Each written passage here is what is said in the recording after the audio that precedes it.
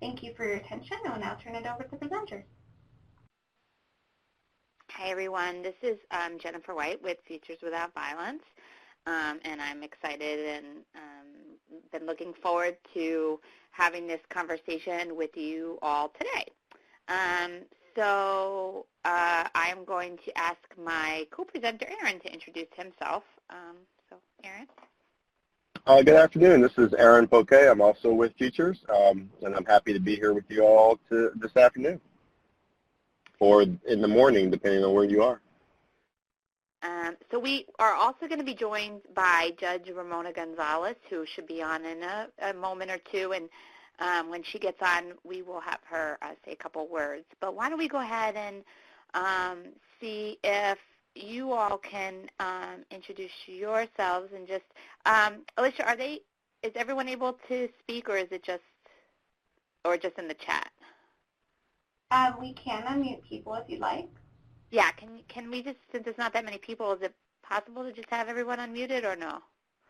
Of course. Okay. Okay, great. So I think the best way probably to do this for ease of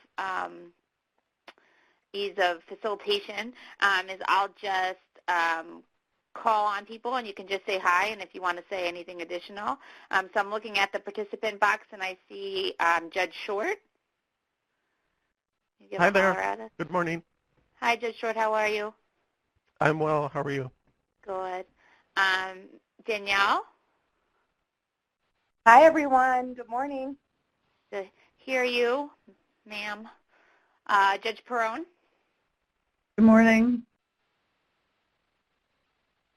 Judge DiDomenico? Hi, this is her law secretary. She'll be at it in a minute. She's on the bench now. Wonderful. Thank you so much. Judge Chitwood?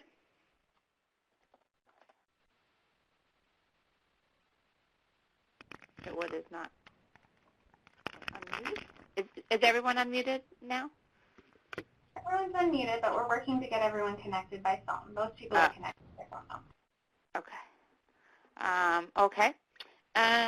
Judge Hendricks? Yes, I'm here. Good morning. Hello. Great to hear your voice. Thank you.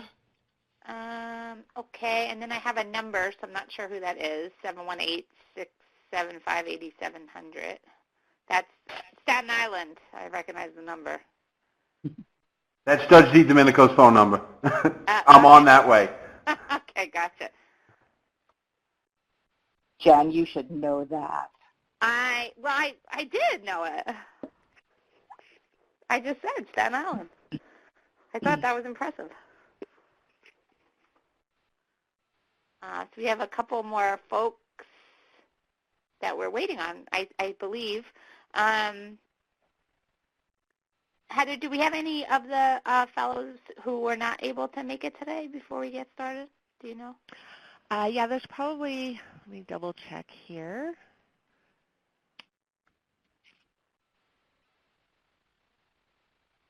I believe Judge Jackson was unable to participate, and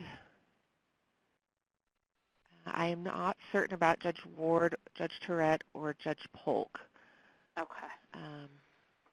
So there are a couple more that we might be waiting for. I don't see, doesn't look like Judge Brown is on yet, or Judge Canava. Okay. And I think Ramona is on. Judge He's Gonzalez. getting connected. Getting connected. Okay. All right. Okay, so we'll just wait one more moment and we'll get started on the program. Kate, are you on?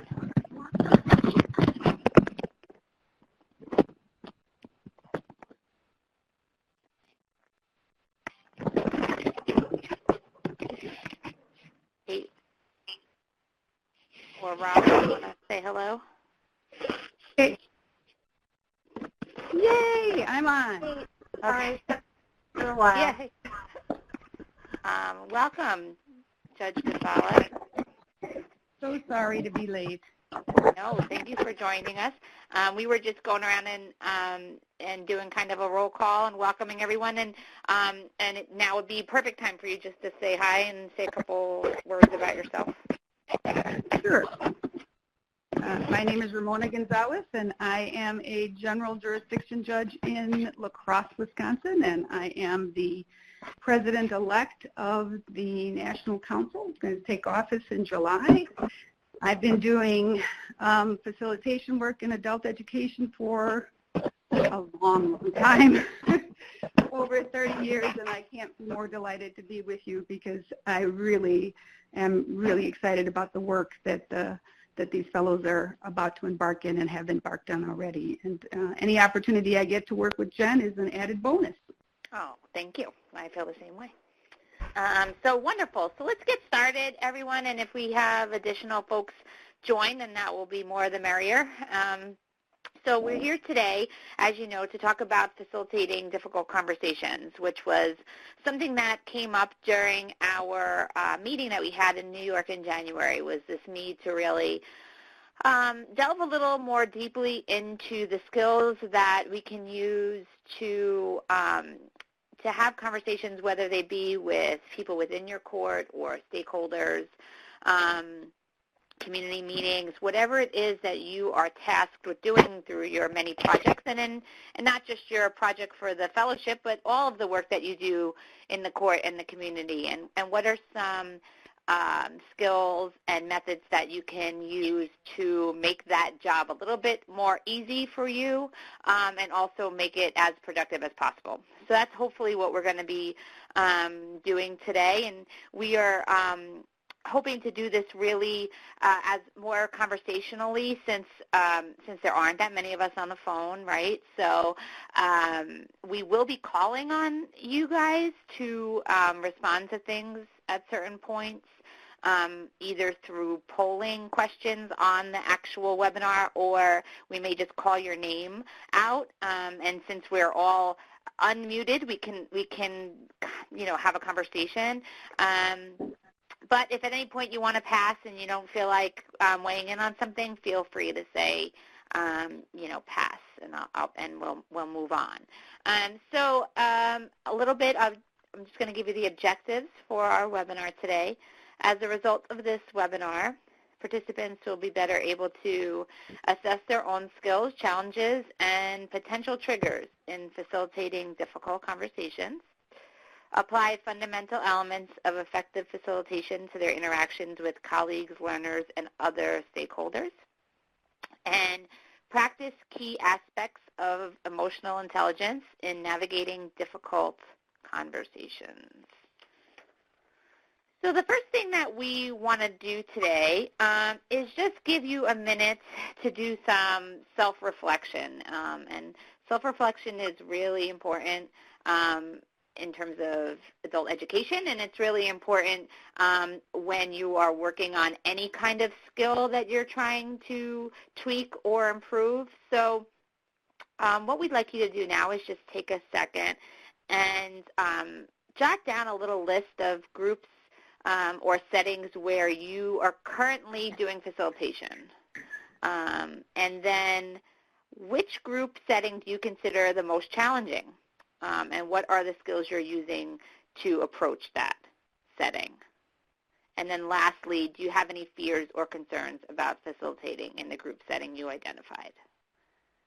So the questions are up. Take a couple minutes. And what we will do is after you have some time to do that, our wonderful facilitator, Judge Gonzalez, will weigh in a little bit. And then if any of you are willing to share, then we would love to hear from you as well.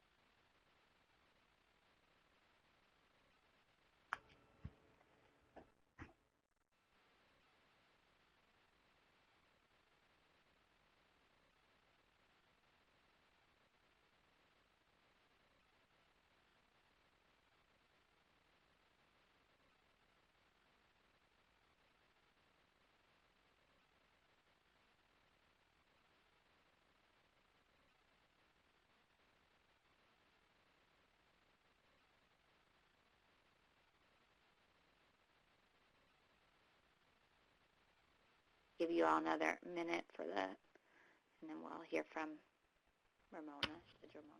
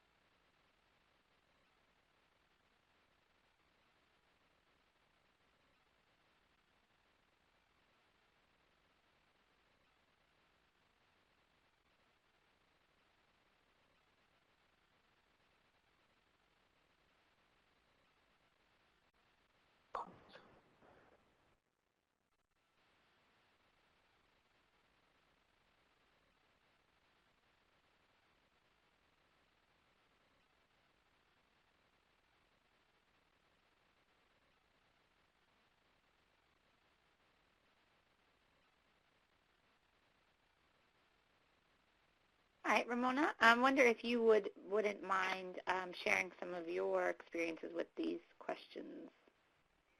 Sure, Jennifer. And probably one of the situations that is probably more distressing to me right now is having to facilitate meetings over the phone with individuals in many different time zones, which is where I was and was a little late to getting on this call. So I think there's a special challenge to facilitating a conversation with individuals on the phone over different time zones and trying to bring that together so that there is a meaningful outcome to that call. I think you have to use all of the facilitation skills you have in a live meeting, but sometimes that's even more challenging because you don't get to see the faces of the individuals in the room. So it's difficult to be able to really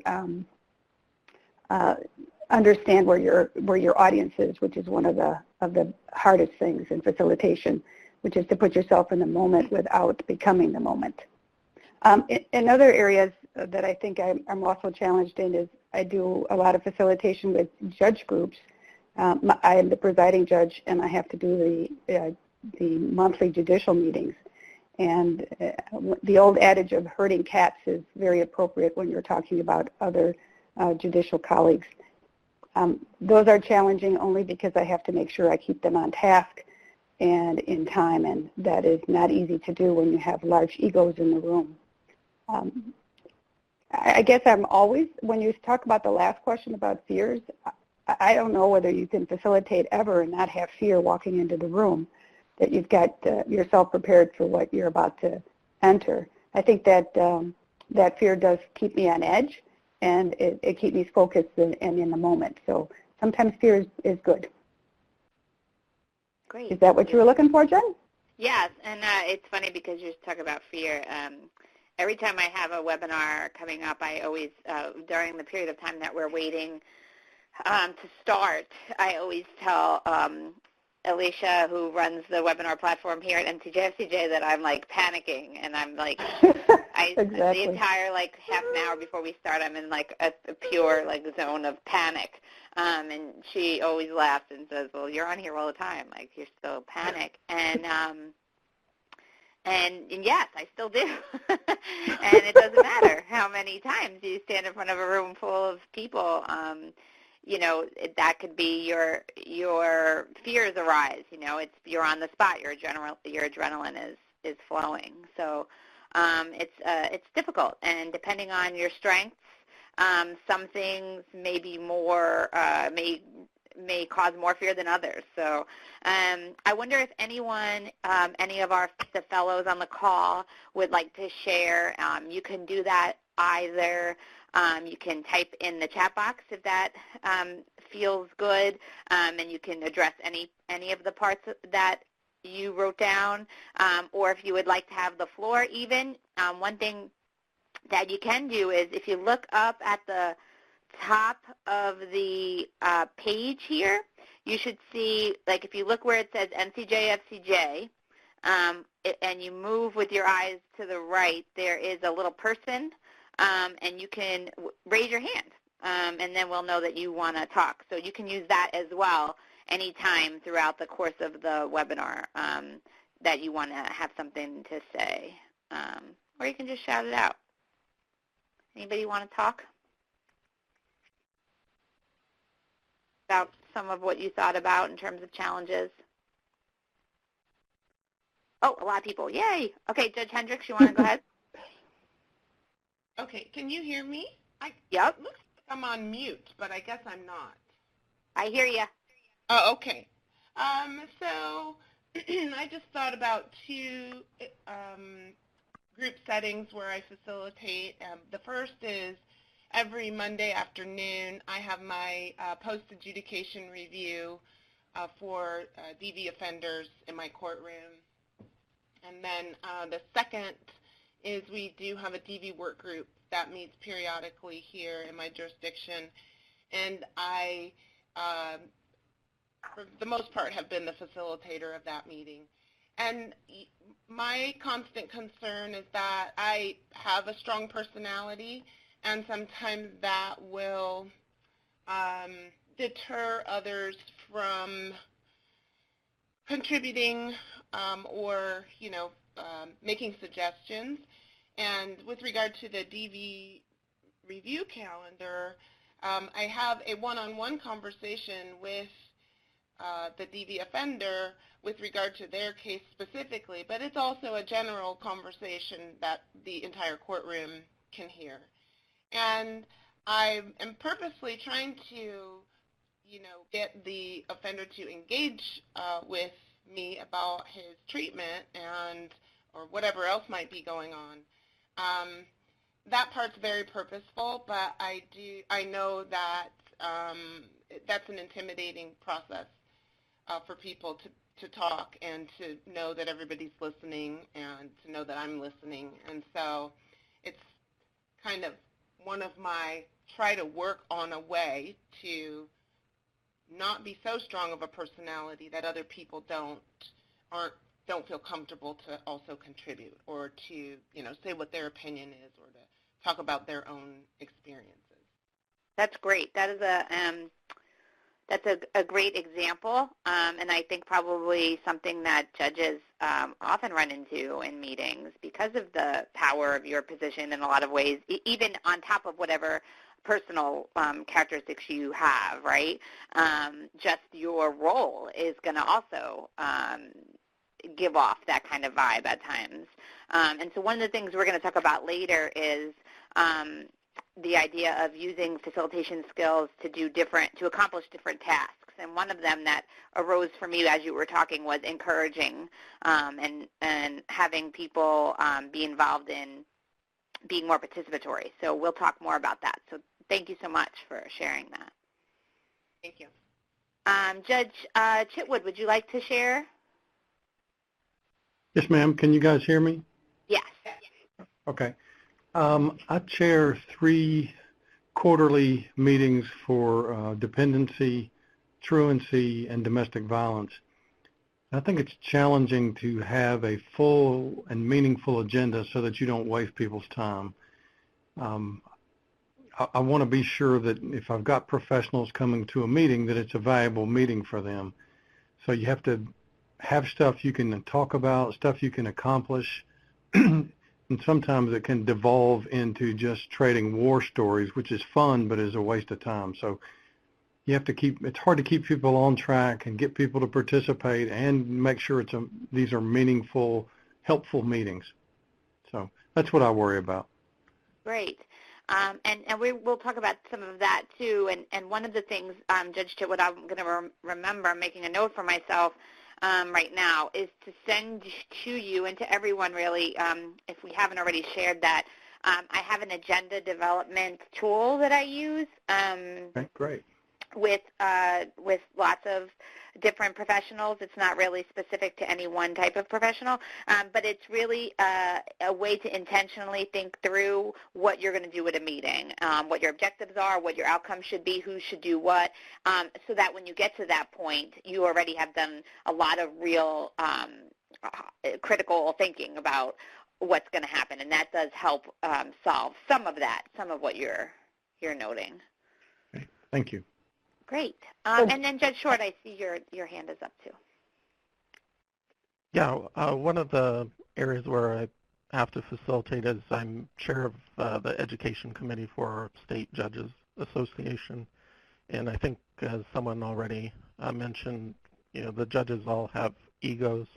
They're used to being in charge, day to day, and used to be the person that makes the decision. And so handling those personalities, making sure that everyone feels heard, but that you're still able to get through your full agenda of what needs to be accomplished. And then kind of navigating, people have different personalities. Some tend to be on the chatty side. Some may be more shy, but they have useful info. And so kind of finagling that so everyone can participate equally. And then, sometimes you just have to be, if there's a disagreement, be the decision maker. And I think one of the fears or concerns is, whether you have a sense of legitimacy amongst the group. And I think especially when I first started out, you might have judges that have been there in the organization much longer than you. And so you want to make sure you kind of are able to foster legitimacy amongst the group. Great. So that's great points all. Also, I think pieces that folks can really relate to on the phone and in your position generally. Some of what I'm hearing you say that are things that we talk about with facilitation are the need to sort of balance conversations, right? And the skills you have to use as a facilitator to do some balancing when conversations become one-sided, or when you really need to make room, right, for people who are more quiet or who are less who have less maybe assertiveness, but have great points and that want to be participatory. So those are really common things, and things for which we do have some tips, facilitation tips. And then of course the one of the most common, right, for every facilitator is navigating confrontational conversations, right, which we could spend an entire day on. And I want you all to come to our ILED program, where we can actually spend an entire day doing that and practicing it, because it's tough, right? But there are some skills that we can use to give us a better shot of navigating those conversations well.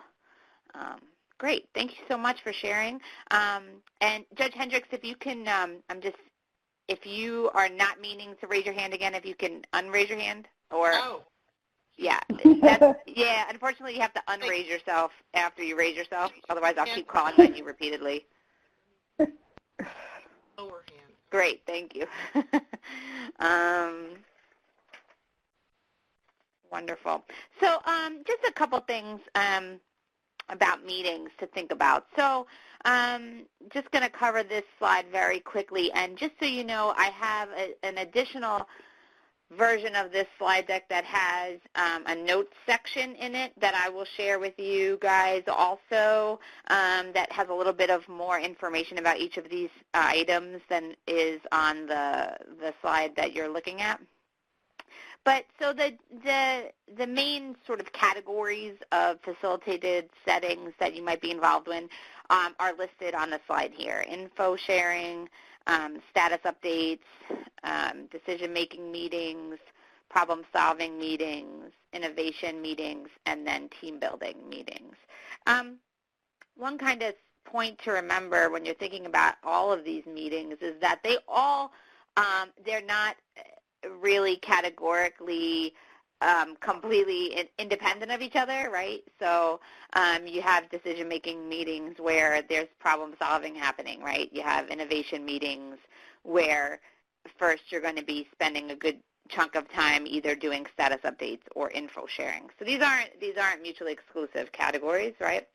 But some different types of meetings sometimes lend themselves to different facilitation skills, which is why we're sort of raising them, the different categories of meetings that you might be engaged in. One other good point to think about is that all of your meetings should probably involve some amount of team building. So you see number 6 on, or the 6th item on this list is team building. And because facilitation is at its core so rooted in listening and in peer engagement, right, the idea of team building is so important and getting people to a place where they feel comfortable. So any type of activities you can do at the outset of your meetings to get people in a place where they feel that there is a relationship, the better off you're going to be for any of the meetings that you have. So an icebreaker, or even just a time for people to introduce themselves and why they're there and what's important to them. But just briefly, info sharing meetings typically historically involve passive listening. So these are the types of meetings where you're having keynotes or lectures that you're really there to sort of download information to people. We tend to, in our judicial institutes and all of our adult learning endeavors, frown upon anything that is purely lecture-based, because we really believe that for any kind of venue that you're in, any kind of setting you're in, giving people an opportunity to engage is going to make for a better outcome, because that's just the way the adult brain works. They can process and synthesize information better if they're actually doing something rather than just listening. So the info sharing aspect is usually meant to be more of a brief thing, maybe getting people up to speed. When you think about status updates, this is probably your most common meeting. This is when you're meeting maybe with coworkers just to find out progress and think through challenges, next steps.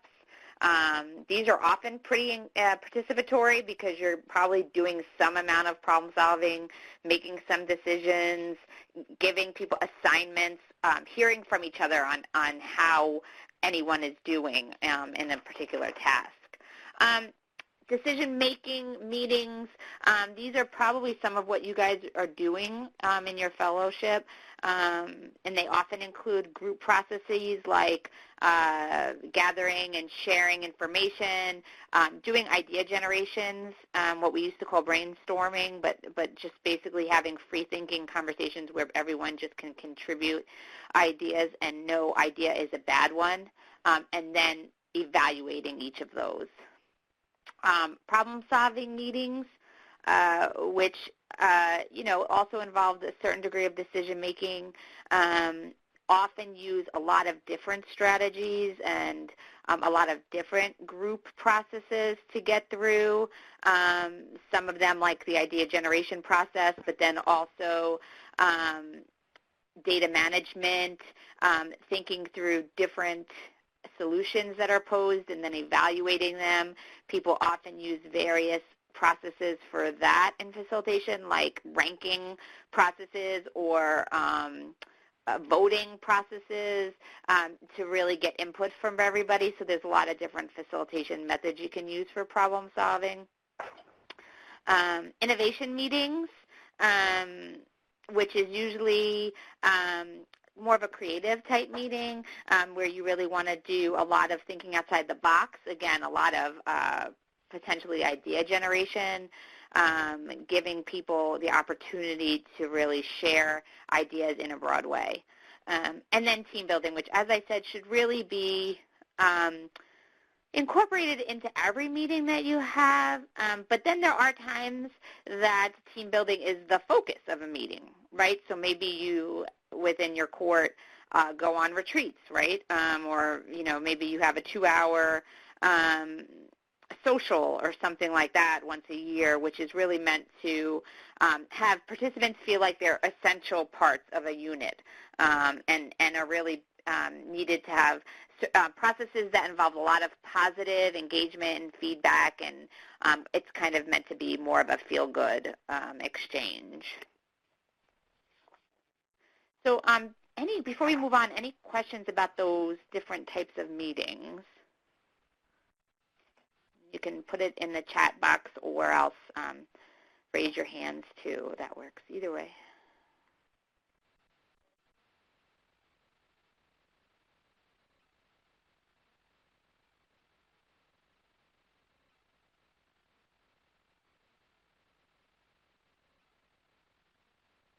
And Jen, I'm able to see the chat box, but I can't see the hands being raised. So. Oh, okay. I will make sure I alert everyone on the hands. Okay. Okay, so I'm going to turn it over to Ramona. Okay. So I'm going to throw this out there. So what do you think it means to be a facilitator? And this is meant to be interactive, so it's just not me talking. And I think if you unmute yourselves and you don't have a lot of background noise, we could just have a conversation.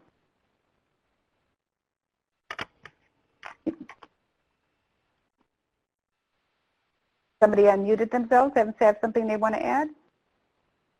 Nothing brilliant, but I think it means being the leader of a gathering or a meeting, and you are pushing or enabling the conversation to go forward. Well, that's true, because you're trying to bring the group to a common conclusion, right? To meet a general goal. But are you more than just the person up front? Well, you may be intimately involved with the subject matter as well, and not just a neutral facilitator. Okay. I have a philosophy that I think is shared by others, that if your facilitation starts when you walk in the room, you've already failed, right? So it's the preparation that goes coming to the meeting, and then for many, it's being able to build consensus in the meeting right from the get-go. Do you have any ideas of how you might be able to do that? And not just the one volunteer I have, because otherwise I start calling, right, Jen? Yeah. This is Judge Perrone here. Can you hear me? Yes. Absolutely, Judge. What would you like to add? Well, I was just going to say that the role that I see as a facilitator would be to accommodate everyone's voices and find consensus, but I also see that is really difficult when you have all these competing interests, including your own, because you may be a participant too. Very much so. So trying to make sure that everyone has their point brought across. One of the tools that I use is engaging the group in ground rules and a consensus for those ground rules, so that we can rely upon those as we move through the meeting. Have any of you tried that?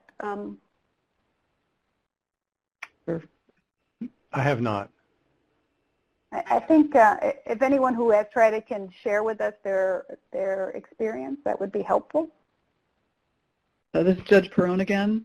I've been involved in this, the Judicial College in California, and we get together groups at the beginning every time, and we try to do outlining rules in the beginning, which is how people can communicate, like no talking over each other, side conversations, a whole list of rules. It's been really helpful because the people themselves, the participants, are all creating the rules. And it's pretty much rules that you would think of and know without any discussion, but it just brings it back to mind that really it's to open up communication and not be judgmental and all of that. So it's been really effective.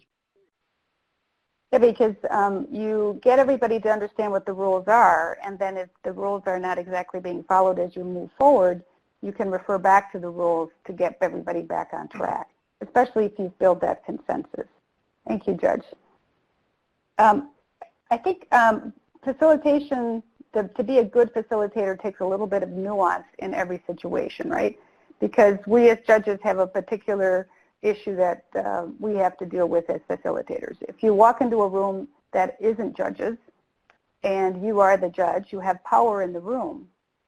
But sometimes it's understanding and letting others not be overwhelmed by your power just because you're the judge. Trying to find a way to make sure that everybody feels free to communicate. It's like the emperor has no clothes, so sometimes the judge walks in the room and you're the funniest person in the room. Ramona, Judge Chitwood is raising his hand if you want to. Okay, Judge Chitwood? Yes, ma'am. I just, I do hear a lot of custody cases with unrepresented people, and you're not really a facilitator since you're making the decisions, but it's kind of similar, and I always set ground rules of how we're going to proceed, when you talk, when you don't talk, being polite, being respectful. It's kind of similar. It's not the exact same situation, but it helps with unrepresented folks. I think it just helps everybody to understand where they fit, right? It makes it easier for the conversations to flow, and you're not concerned about whether or not it's okay to speak at any particular point. And as a facilitator, you also have the power then to sort of manage the conversation and the process in a productive way. And you get some authority, and you're giving authority to the group as well as to how the meeting is going to go or the court hearing. Good point, Judge. So does anyone have any opinion about what characteristics might go into being a good facilitator?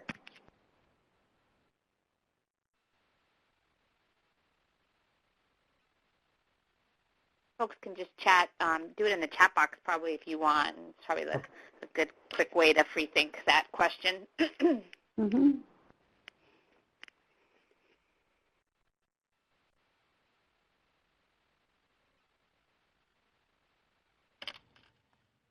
A good listener, approachable,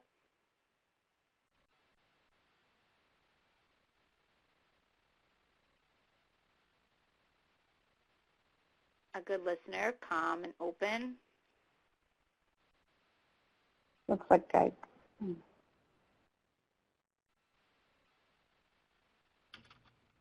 Fair to everyone, accepting of other opinions, open-minded.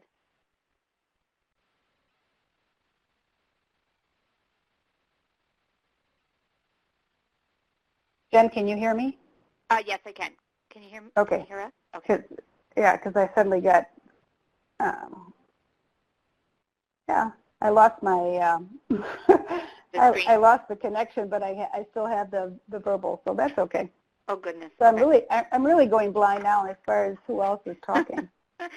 Okay, so we have knowledgeable of the subject, ability to engage others, accommodating quiet ones.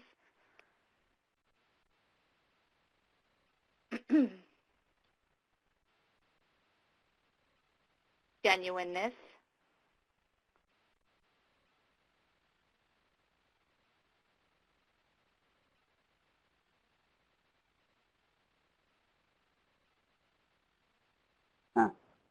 Have some more folks. Okay. Some more folks are saying some more things, and I'm still trying to figure out how to get back onto my...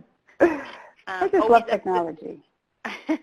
Always observing the room and how the group is responding, managing dominant personalities, being able to meet people where they are, managing overpowering people, right? So that idea of dominant people again.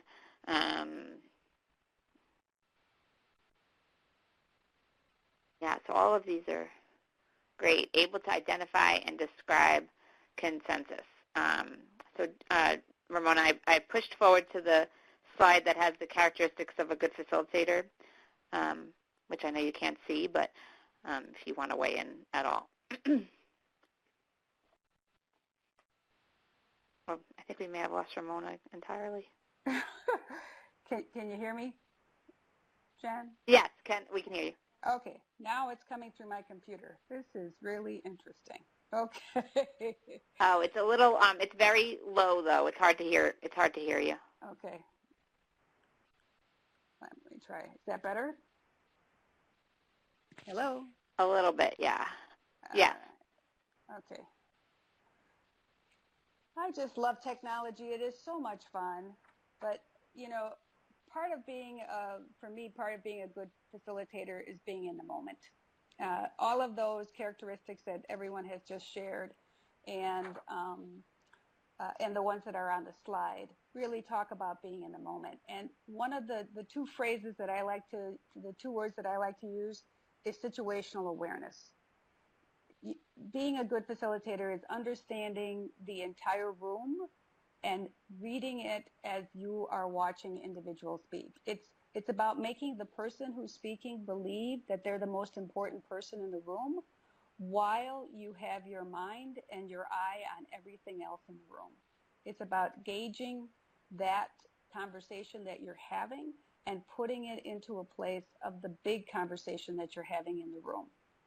And it's about, it's really hard at times to not give yourself away as far as what your position is on a subject until you allow everyone to have their voice heard. For those of us who have strong personalities, I think that's probably the hardest thing. You can't wear your position on your sleeve and be a good facilitator, especially when you're a judge, because we find that people don't really want to disagree with us and tell us what we need to know. So it's bad to finish the meeting and then find out later that what you thought was consensus was really just people paying lip service to you. Great. Thank you, Ramona. So I'm going to turn it over to Aaron. Yep. We're going to now take a poll, everyone, and hear back from you about, we're going to inquire a little bit about what you consider your strengths are when it comes to various aspects of facilitation.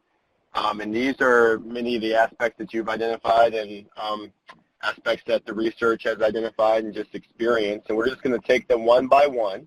And the theme here is what we're going to ask you all to think about that you're just facilitating a run-of-the-mill staff meeting, okay? So this is something you do all the time, you're in charge of, and you're the facilitator of a staff meeting. And so I guess this would be, if we looked at the earlier categories of the types of meetings, you know, this could fall under status update perhaps, but there's a lot of aspects of staff meetings that require us to think about other skills because decisions are often made in staff meetings and such. So the first question is, if you're running on a scale of 1 to 5, if you are facilitating a staff meeting, do you consider yourself from 1 to poor, 5 to excellent when it comes to excellent and empathetic listening?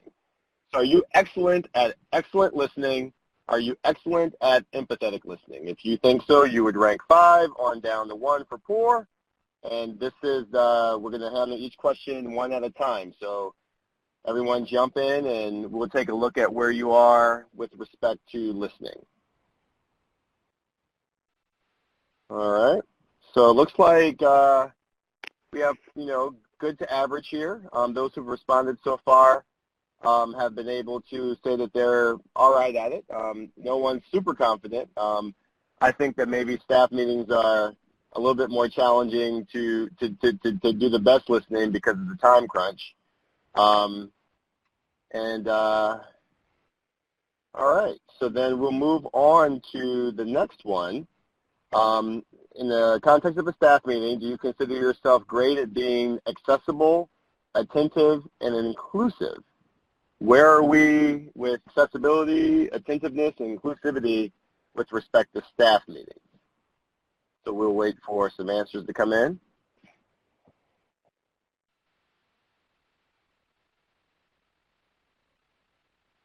All right, so we're marking ourselves a little bit higher here. Obviously, when you're in a leadership position, the fact that you actually facilitate staff meetings and allow people to have an opportunity to talk is itself a marker of accessibility.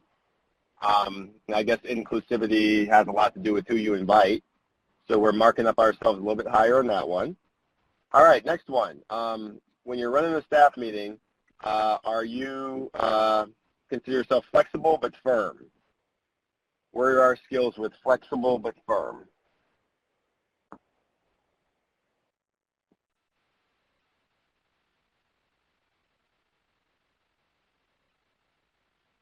All right. So good chunk feeling good about that one.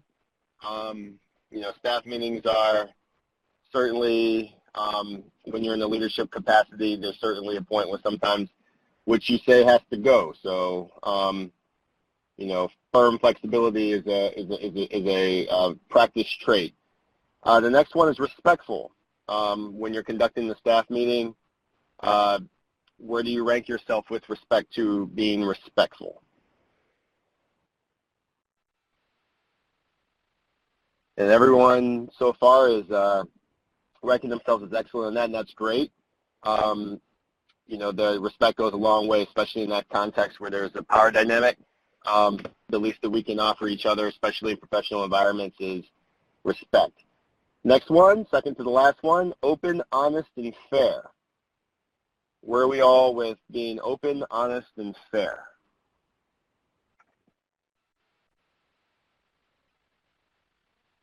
All right, again, some high marks here. I think the tricky one about this question is that oftentimes this is the one that you have to ask the people who are at the staff meeting about you.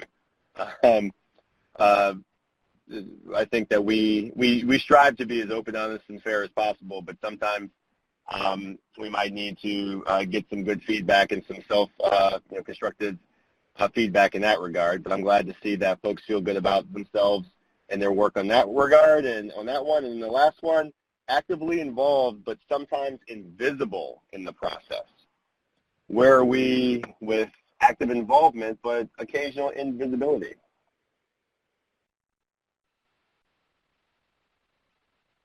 All right, and we're breaking in the average on this one, and I'm not surprised. I think that staff meetings that you're running don't, especially with the time constraints, don't necessarily always lend to invisible facilitation, but there are ways to do it, and there are ways to sort of look at the long arc of moving a group of people towards consensus, so we can work on that one.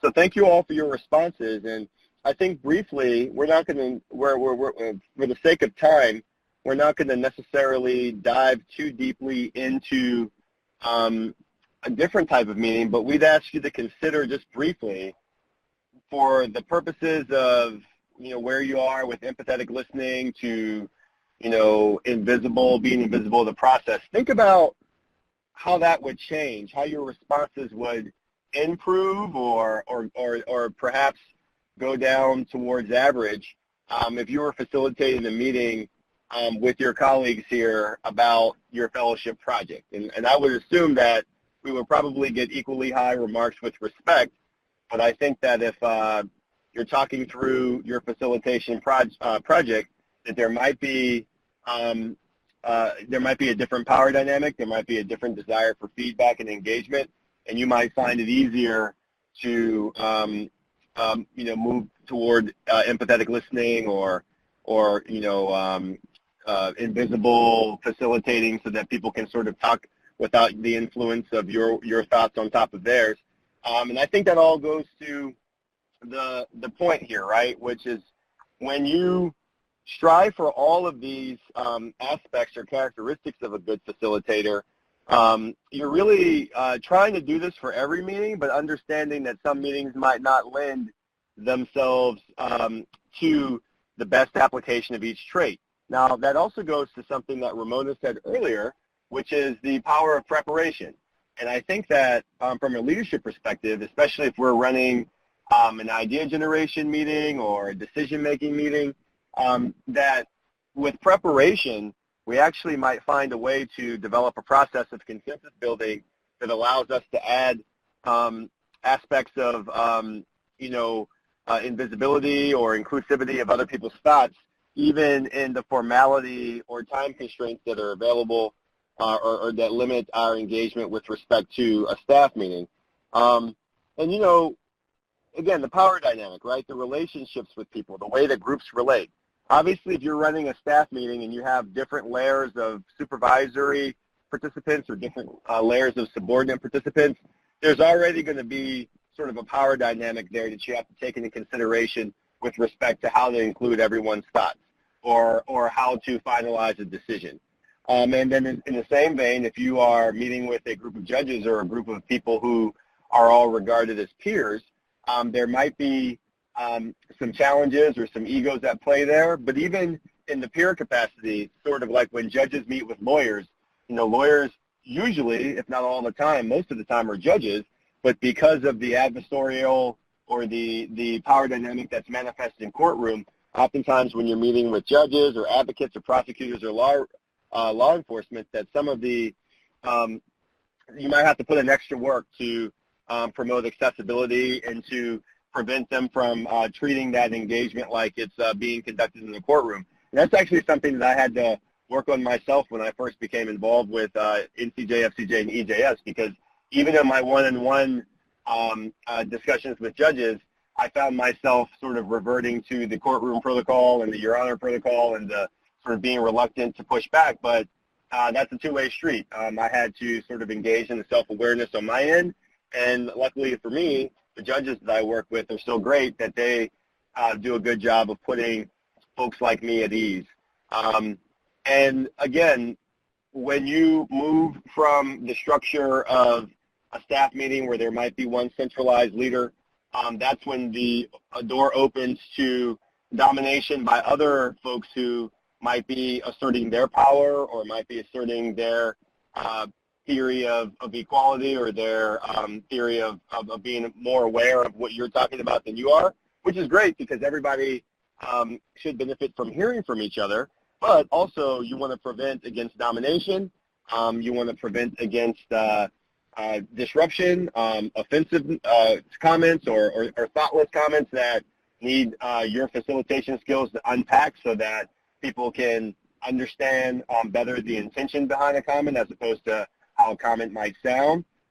So again, when we're moving from our more top-down meetings to our more traditionally engaging meetings and when we're presenting ideas or if we're involved in problem solving, I think a key tactic is to figure out how to manage while you're looking at time, while you're caring for everyone's comfort, difficult participants. So with that, we are going to move to a virtual exercise now. And this exercise is quite similar to something that you might have done with us before if you've been involved in some of our judicial education programs. And this is usually an exercise where we use a ball and we throw it around the room and we kind of do a rapid fire question or statement made by someone that we've heard in previous sessions or we imagine might be challenging to facilitate through. And we ask the participants to try to use the best of facilitation skills to navigate that difficult statement. So for example, you may try to seek clarification to make sure you understand what the person is saying. You might simply pass to another attendee, which is why having two people sort of up front is always helpful, because if you're caught off guard with something that's particularly triggering, it might be helpful to have someone else pick it up from there. And as Jen said earlier, if we call your name in this particular exercise, feel free to pass, and we'll just call someone else's name. And you might sort of politely, acknowledge your remark, move on. You might ask other people for their sentiments about the remark, so it's not you who's responsible for debunking something that might be problematic. So we're just going to ask you to think back to some of the slides that we've spoken of earlier and your experiences and try to respond to the statements that Jen and I are going to read as best you can or pass. And I'm just going to read it and call your name, and then Jen's going to read one and call someone's name. And don't think I'm picking on you. I just jotted down names when we were introducing ourselves, and you may be the lucky winner of answering the question or responding to the prompt that I'm about to throw out to the group. So before I go, are there any questions? Is anyone utterly confused about what we're about to do here? So, so one thing just to add to it. So, you should assume as we're doing this that that Erin and I are are participants in whatever meeting that you are holding, and that you are the facilitator. And then, Erin, I'm sure you're going to tell them, I mean, I have it up on the slide if you want to also share with them the setting for that meeting. Sure. So we are in an innovation meeting, right? We're in a meeting where we're trying to develop new strategies to address language access issues in a jurisdiction with limited resources. So we've got a lot of stakeholders here who are, there's a concern about limited language access, and this concern is compounded by the fact that this jurisdiction has limited resources. And we're here now trying to develop innovative strategies to provide language access within the scope of the limitations that we might have as a smaller or jurisdiction. Okay, so innovation meeting, and I am a participant who's attended your meeting, and I'm about to say something, and you as the facilitator, I'm going to ask you to respond to it. And the first person who's going to respond to this so that they can get ready is Judge Shitwood, all right? So you're facilitating the meeting, Judge Shitwood. Congratulations. He's not here. Oh, I thought I heard. He just left. Yeah, he knew I was going to call him first. All right, well, it's going to be you, Judge Hendricks. Oh, great. All right, so I'm a participant, and here's what I have to say. And we, just so you know the background, Hmong is a language that's spoken primarily known to be spoken by a group of people who live in Minnesota, and it's an issue that's come up frequently in that community. So, all right, so I'm a native Hmong speaker, and I can tell you right now that whoever language access hires to talk to us over the phone has no idea what we're doing. I know you're trying to save money, but we don't need to even bother with language access.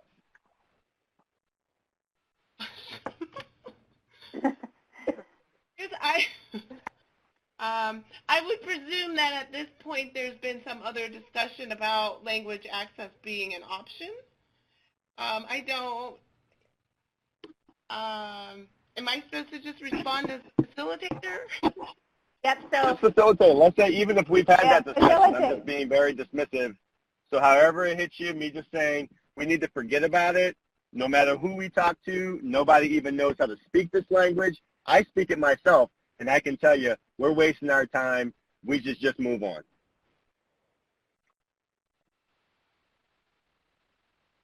So I guess my concern is that where the language access line has been a viable option where we may not have a live interpreter, that we can't just so quickly give up on that as an option. And maybe it's possible that we could speak with the service directly to address the lack of what might be like a difference in dialect or style, to see that maybe we could work something out with language access, especially where we don't have the option of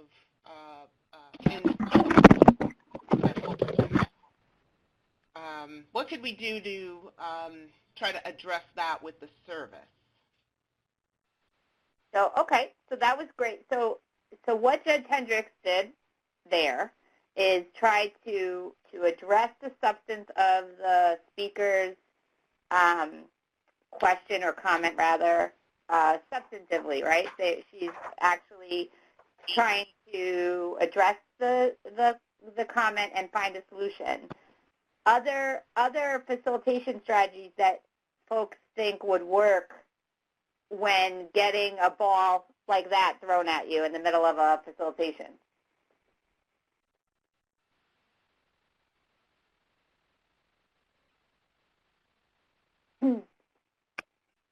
This is Mary Madden. Go ahead. I was just going to say, invite others to comment on the perspective, or see if people share the same perspective or have different perspectives in the group.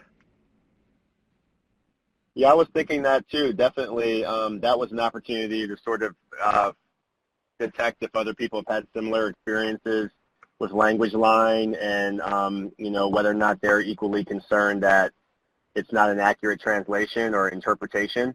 I would say that here also it would probably be helpful to, you know, make sure that this person, or me as this person, I was speaking from a personal experience, right, as the speaker of a language.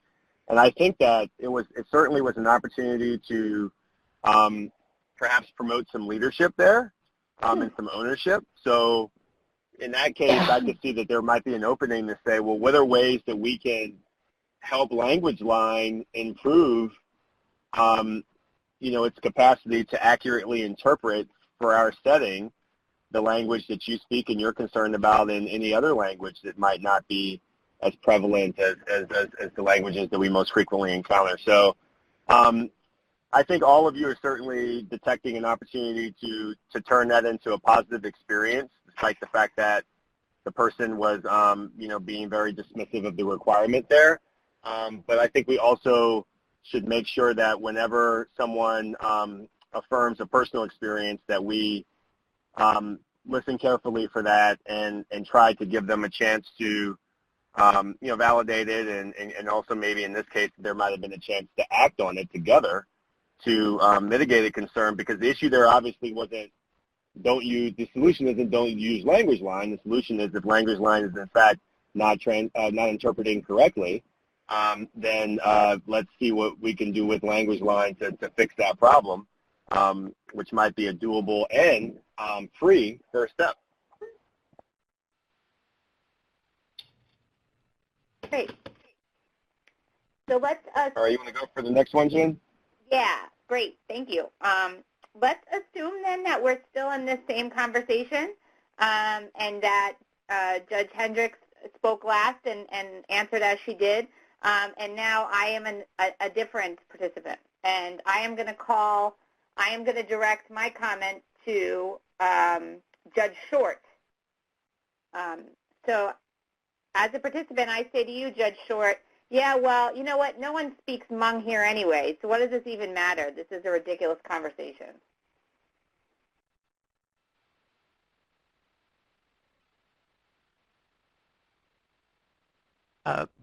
So we have at least one person here who speaks that language and has had that experience. For sure, you know, we're here because of the limited resources we have in this jurisdiction, but this is an innovation meeting where we're trying to look for new possibilities to address those issues.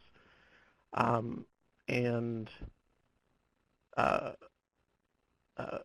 everyone, I think we would all agree, should feel heard in court or be able to access justice.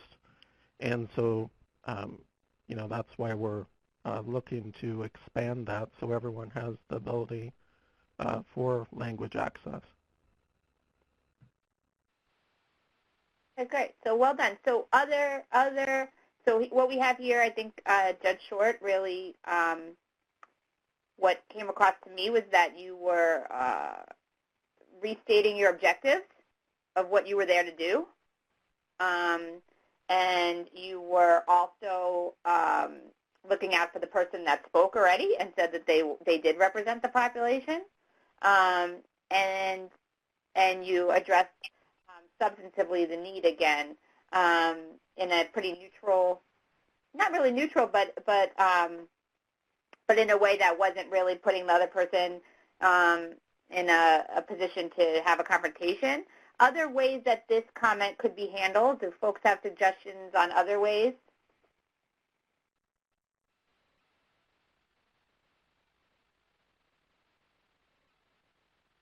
Aaron, you have any thoughts about it? Yeah, I mean, I really appreciated the acknowledgement of the person in the room who just said that they spoke the language. And I thought that was done very gently and respectfully. So I think the only thing that I would add is when things like that happen, I think that we should take a note to check on that person if we can, or find a way to maybe talk with some peers to figure out a respectful way to check on someone, because that was a starkly offensive statement to make, yet it's not unprecedented in my experiences for people who aren't as considerate as other folks or who might not be paying attention. So I think that if someone is, sort of eliminated from the conversation the way that statement established, I think that Judge Short did a great job of affirming that person publicly in a gentle way, but I think that it would be, prudent to also, if that person doesn't speak up, to check on them privately, and then obviously be prepared for the possibility that person might speak up at some point, and let everybody know how they feel. And sometimes those things have to happen. But I think that Judge Short's tone certainly preserved the decorum necessary for something that's as stark as that. So we'll go ahead and keep on moving to stay on time. And I'll take over. I'm continuing to be Mr. Jerk, and I'm going to say, all right. So how about this? And it happens in my courtroom all the time. Easy solution. If you show up and you don't have an interpreter and we don't understand what you're saying, why don't you just go get a family member, your kid, your sister, somebody, come on back to the courtroom with somebody that speaks your language. We'll be good to go. How would that work? I think that is honestly the cheapest and easiest way to handle this situation. And I did not give an advance warning to Judge the Domenico that one was going to them. But if you're still with us, that one's yours. Let's just get a family member to interpret.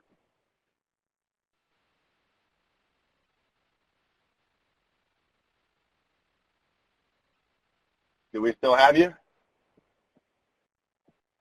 Here on the list, but I don't know if maybe she stepped away.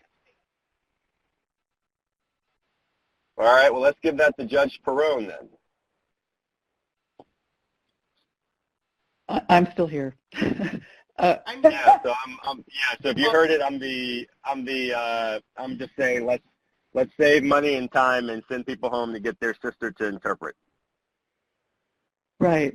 So I hear that, and I think sometimes that does happen, but I'm also concerned that, one, people don't have anybody that can do that kind of translation, but I'm also a little bit concerned about making sure that we have someone formal and official who is versed in the language, who can ensure that they're receiving whatever rights they're entitled to.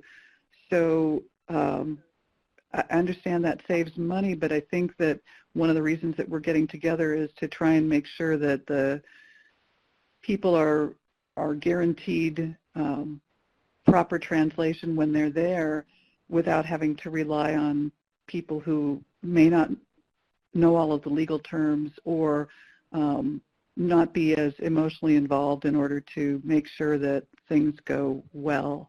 But I do hear what you're saying. Great, thank you. Yeah, I think you brought it back to the big picture very respectfully. And I think that also I was really, appreciated that you made it a question of, rights, and I think that that's something that allows it to sort of remove from the zone of dispute to sort of a definitive place. So I think that was a good example of like a firm flexibility there, a respectful acknowledgement of what I was trying to do, which was to save money, with an affirmation that in this particular issue, it's not about saving money. There's a bigger picture out there. And I feel that I could have, if I truly believed that, whatever level I brought to the meeting, I could have walked out of that response feeling heard and respected. So I appreciated that response for sure. Hi, it's Kathy DiDomenico. Hi, everybody. Oh, hey, you're back. Sorry, you want to give her the last one, Jen? Sure. Oh, sure. Assuming you heard the instructions to the exercise, right? I did not. I just stepped on, but I'll listen. Oh, never mind. Maybe we'll just move on, you think, Aaron? Yeah. I think so. Okay. Go ahead, Aaron. You have the next. So, I mean, I just, very briefly, I want you to ask us, for those of you, and I think there might have only been 3, but, what's the first piece of difficulty that went into your head? Like, what went through your head as you were being confronted with that difficult statement? What made it difficult? What was your personal challenge in at least navigating a response on the fly? We'll be happy to hear from any one of you as to what was going on in your head as we were posing those questions to you. Well, this is Gail Perrone here. I was concerned about not stepping on the toes of the person who spoke, wanting to keep them still involved and yet kind of redirecting things the way that you wanted it to go. Mm-hmm. Yeah, I mean, I think that's probably the hardest concern, right? Like, you have to at least, assume the best of intentions of everyone and try to listen and try to, assume that there wasn't an intent to disrupt, but then also knowing that sometimes there is intent to disrupt, and how do you, ratchet it up just a little bit to meet what's being presented to you.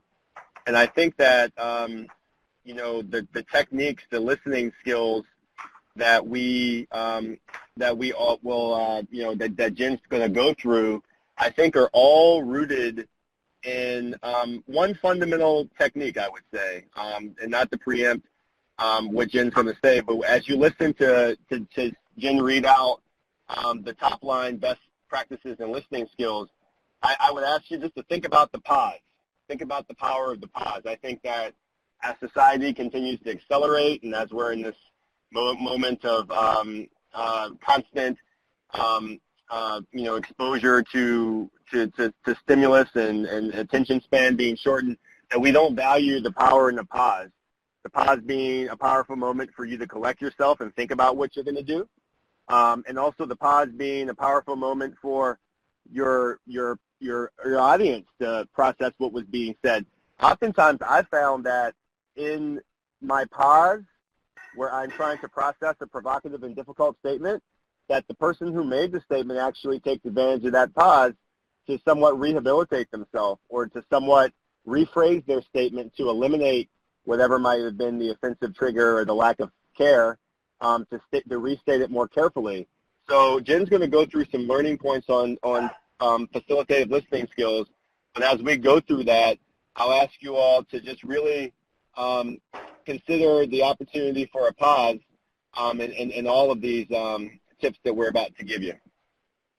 Great. Thank you so much, Aaron.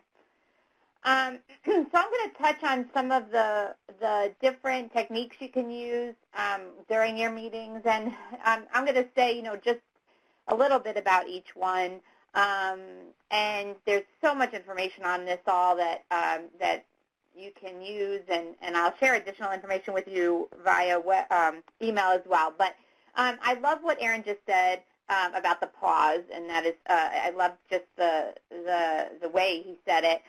And something else that I heard this morning, I was listening to the news, and I heard somebody talking about a new book that they wrote, and it's about navigating difficult conversations that are political. And without getting into much of the substance of that, what she said was that listening is a practice.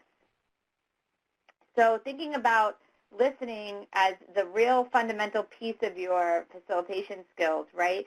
And listening is a practice, meaning if you think about yoga, if any of you do yoga, yoga is certainly a physical practice, right, where you are stretching your muscles and you're doing different postures. But it's also considered a mental practice where you're working through emotional stress and psychological challenges, even sometimes meditating. So listening as a facilitation, as a piece of your facilitation, as the most important piece of your facilitation, and using that pause that Aaron mentioned to do that, is really the most important thing. And it's something that you have to actively work on. It's not something that everybody is good at naturally. It's not something that is as simple as just letting people talk and then waiting for your space to fill, waiting for your opportunity to fill the space, right?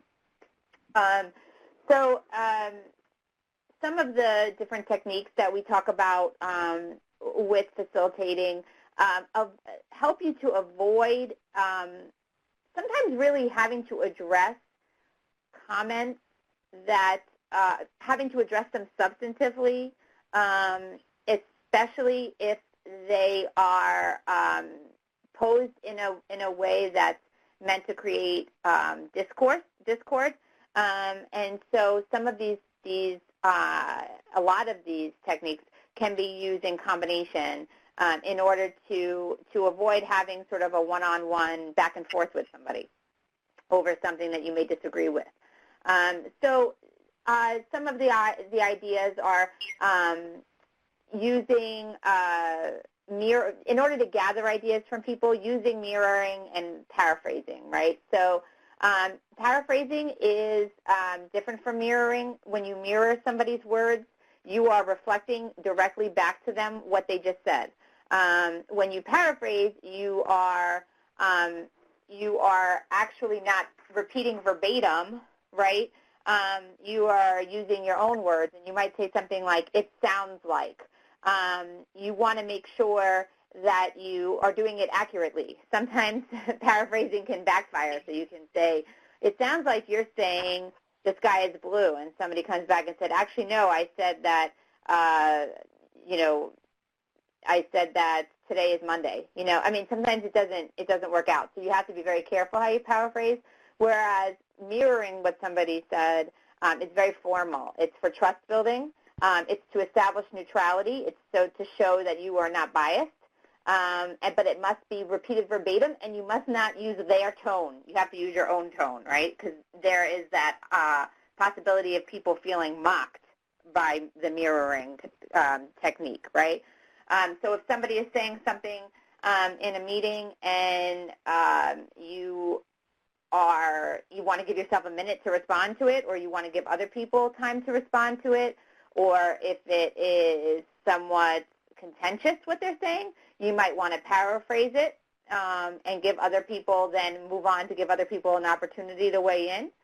Or you might want to just mirror it to make sure it was heard correctly and then move on. The next group of skills that we talk about is this idea of drawing people out. So this is a good tool for if you're trying to help a speaker clarify what they're saying and to refine their ideas if their ideas have been vague. So what you might want to do if somebody says something in a meeting, like a good example is what just happened with Judge Perone. If you wanted to say, okay, well, I'm going to paraphrase and say, what I hear you saying is that you're very concerned about money, and so this is an option that you're putting forth. And then on top of that, to draw him out, possibly ask him a question, an open-ended question, such as, do you see any possible problems with that? So if the example was having family members interpret, what are the possible problems or dangers with that? And you can have the original speaker, you can draw the original speaker out that way, and then you could also bounce that question out to the larger audience to get other people's feedback. Data management is sort of this idea of just keeping a running memory of what people are saying, so you want to use tools with that, like flip charts and having people write things down. Other techniques are really just encouraging people. So creating an opening for people to participate, maybe who haven't. So maybe in that same example that Judge Perone was just in, maybe you would do the drawing person out part, right? And then maybe you want to encourage other people to weigh in. So maybe you directly call on a person who has been quiet. Or sometimes you know that somebody in the room is going to have a really good point because you know the person or you know the points that they might make in the scenario, and then maybe you call on them and you encourage them to join in. And that can be a really good technique, especially if you're sort of encountering any kind of trouble. This group of skills are really about feelings. Okay, so sometimes you want to make sure actually that you're always acknowledging people's feelings, particularly if you're having conversations around the kind of work we all are working on here, domestic and sexual violence, family violence, abuse in later life, all of these topics, right? So you want to acknowledge people's feelings. Sometimes you might need to validate feelings, but not agree with them. So it's okay to say, I don't agree with you, but I hear what you're saying. Or I can see why you might think that, but what are some other points? So there's a way for us to validate that what somebody is saying might be a possible way to look at things without agreeing yourself, and also giving that opening for other people to weigh in. And I'm just going to go through this one more slide, and then I'm going to turn this back over to Erin and Ramona to cover one last approach with us. We talked about some of this, making space for a quiet person, so really being aware of who's in your room. That was one of the chat comments by the group here made a point of that, being aware, I think it was Judge Short, being aware of who's in the room and making sure you're giving them an opportunity to participate, but not forcing, right? If people don't want to participate, then that's okay. Intentional silence, which, Erin really talked about so eloquently, and having room for the pause, right? So silence is important. A lot of us are very uncomfortable with silence. And so it too is a practice, so that you have to really force yourself to become comfortable with silence. Stacking is really just a way to validate that you have seen that people in your room want to speak, but not calling on them right away. So if you're stacking, what you might do is say, like, we're having a conversation and it's a heated conversation, and it's not only used when it's heated, but let's just say it's a heated conversation and suddenly 10 people's hands go up and people are getting angry. The way that you usually sort of handle that is say, okay, I see Judge Short, I see Judge Chitwood, I see Judge Madden. We're going to go in that order. You might want to say, though, also in that technique, if someone says something that requires an immediate response, rather than just continuing in that order, there may be some interruption, but you're next in the queue. So it's a way of just sort of validating the fact that you've seen people and that you have them lined up, ready to go. And then, Erin, I'm going to turn this back to you to talk a little bit about the emotional intelligence piece. Yeah, so, I think when it's all said and done, emotional intelligence is about sort of looking within yourself, putting yourself in the shoes of your participants, and trying to manage whatever challenges in your relationship or the relationship of the group in the most judicious and empathetic ways possible, right? An opportunity for self-reflection and an opportunity for putting yourself in the shoes of the people that you're engaging with. If we can go to the next slide, we aren't going to be able to spend a lot of time on this, but I would just like to ask you all, when it comes to some of the more frequent challenges that we face in facilitating, ranging from people who monopolize the conversation to people who aren't paying attention to people who are there for other purposes to people who just say something offensive. I think before we go into a meeting, as part of our preparation phase, we have to look within ourselves and say, how do challenges make us feel in general? How do specific types of challenges make us feel, right? And when we engage, when those challenges present themselves or trigger us, what is the first thing that happens? Does it show in our face? Are we quick to a joke? Are we quick to a remark? And how can we improve that initial reaction to make sure that everyone can be involved in the conversation, that our larger goal isn't disruptive? And then after we walk ourselves through sort of the internal piece of it, then we want to think about the most judicious and empathetic ways that we can engage the person who might be purposefully or inadvertently disrupting the meeting by any of those types of typical acts, right? And I think if you think about this, you might find yourself surprised that you're pretty good at dealing with triggering statements that might be offensive, but it really, really bothers you when people are talking while you're talking, or if there's a murmur on the side of the room that's happening while you're trying to talk. And it's amazing to you that bothers you more than anything else in the world. And it's good to know that in advance. One of the things that I have to know in advance is that when people, cast broad strokes for any number of identities that we might bring in, and some of the identities that we don't necessarily talk about as much, such as region or accent, like those are the things that get me in a really, I want to teach you the right way right now space, whereas that might not necessarily be what's necessary in that particular moment.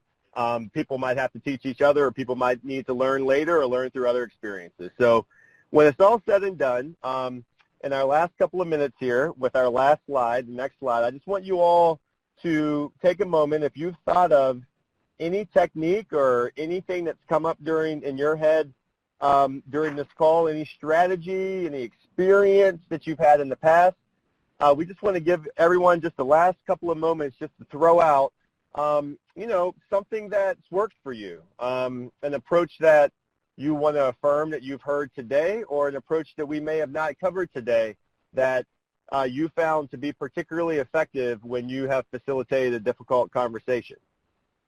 And it looks like Judge Shitwood is back, so maybe he might want to weigh in. Yeah. So are we calling on Judge Shitwood now? I think so. He came back, so I want to make sure he has his time. How about you, Judge? Yeah. What's your strategy? What's your go-to strategy when someone does something in the meeting or a seminar or something that you're facilitating that might be disruptive or might be personally triggering for you? I hope it's not calling on you. It's not your trigger. He said not sure, but go ahead, Judge.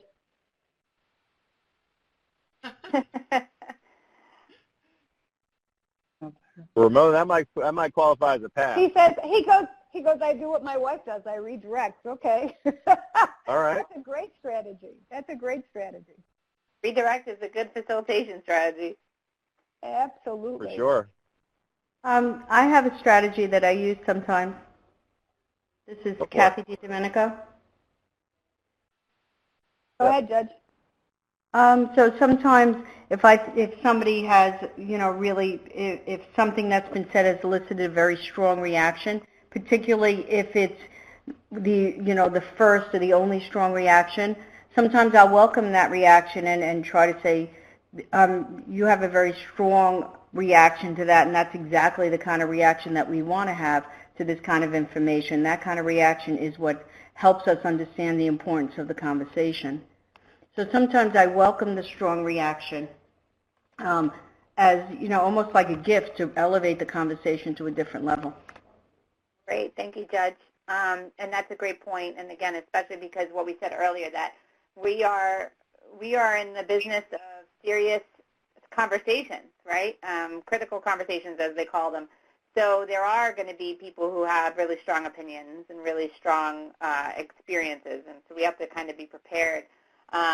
We got to be prepared for that, and sometimes we have to take that energy and use it or redirect it, or use it in a positive way and acknowledge it. And there's lots of ways to do that. So just in wrap up, I just want to thank Aaron and Judge Ramona Gonzalez for presenting this today, and thank all of you for participating so much in it. And it's so much. There's so much you can talk about in this topic, and would love to continue these conversations with you all. And this is something that we do a lot of. Aaron and I is talking through how to facilitate difficult conversations, and certainly Ramona is a champion at that in lots of different settings. So I have some information for you guys that I will send along, but please also do feel free to contact us if you have any specific questions. And thank you, everyone, for being here and participating. Thanks, everybody. Thank you. Thank you. Yeah, thank you for having us. Thank you. Thank you. Thanks.